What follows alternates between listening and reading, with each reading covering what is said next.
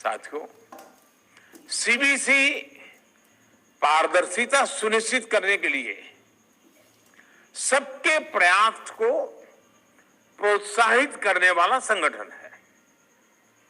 और पिछली बार मैंने आप सभी से प्रिवेंटिव विजिलेंस पर ध्यान देने का आग्रह किया था।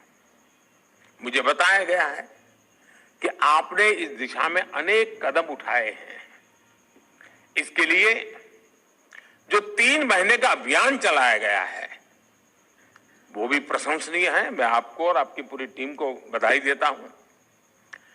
और इसके लिए ऑडिट का, इंस्पेक्शन का एक पारंपरिक तरीका आप अपना रहे हैं, लेकिन इसको और आधुनिक, अधिक टेक्नोलॉजी ड्रिवन कैसे बनाएं, इसको लेकर भी आपको जरूर सोचते रहे हैं और सोचना भी चाहिए। साथियों, भ्रष्टाचार के खिलाफ सरकार जो इच्छा शक्ति दिखा रही है, वैसी ही इच्छा शक्ति सभी विभागों में भी दिखनी आवश्यक है। विकसित भारत के लिए हमें एक ऐसा एडमिनिस्ट्रेटिव इकोसिस्टम विकसित करना है जो भ्रष्टाचार पर जीरो टॉलरेंस रखता हो।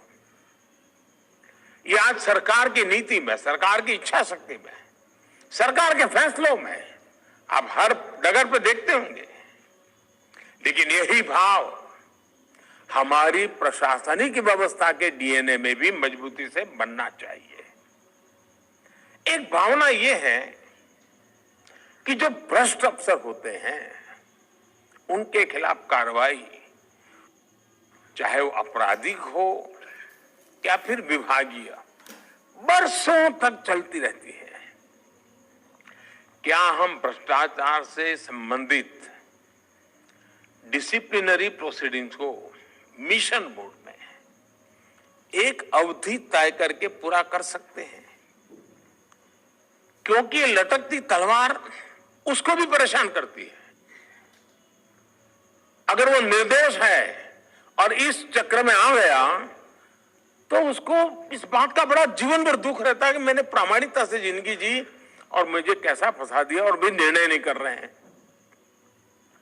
जिसने बुरा किया है उसका नुकसान अलग चीज है, लेकिन जो इसने नहीं किया वो इस लटकती तलवार के कारण सरकार के लिए और जीवन के लिए हर प्रकार से बोझ बन जाता है। अपने ही साथियों को इस प्रकार से लंबे समय तक लटकाए रखने से क्या फायदा है? साथियों, इस तरह के आरोपों पर जितनी जल्दी फैसला होगा उतना ही प्रशासनिक व्यवस्था में पारदर्शिता आएगी, उसकी शक्ति बढ़ेगी। जो क्रिमिनल केसेस हैं उनमें भी तेजी से कार्रवाई किए जाने, उनकी लगातार मॉनिटरिंग किए जाने की आवश्यकता है। एक और काम जो किया जा सकता है वो है पेंडिंग करप्शन केसेस के आधार पर डिपार्टमेंट्स की रैंकिंग। अब उसमें भी हम स्वच्छता के लिए जैसे हम कंपटीशन करते हैं, इसमें भी करें। देखें तो कौन डिपार्टमेंट इसमें बड़ा उदासीन है, क्या कारण है, और कौन डिपार्टमेंट है जो बहुत तेजी से इस समस्या को गंभीरता से लेकर के आगे बढ़ रहा है।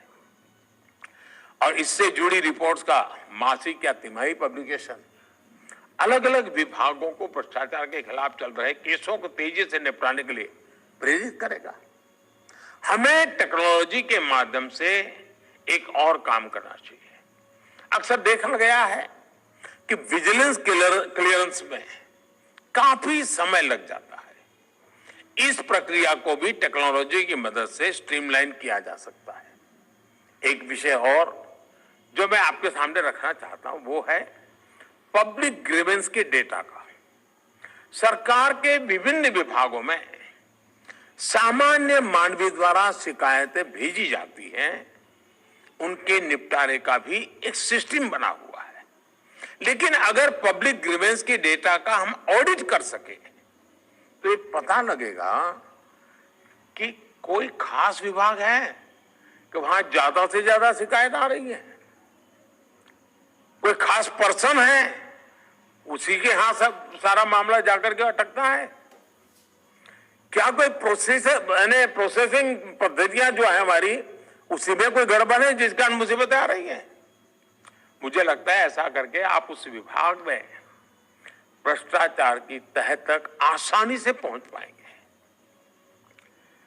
हम इन कंप्लेंट को आइसोलेटेड नहीं देखना चाहिए, पूरी तरह कैनवास पर रख करके सारा एनालिसिस करना चाहिए और इससे जनता का भी सरकार और प्रशासनिक विभागों पर विश्वास और बढ़ेगा।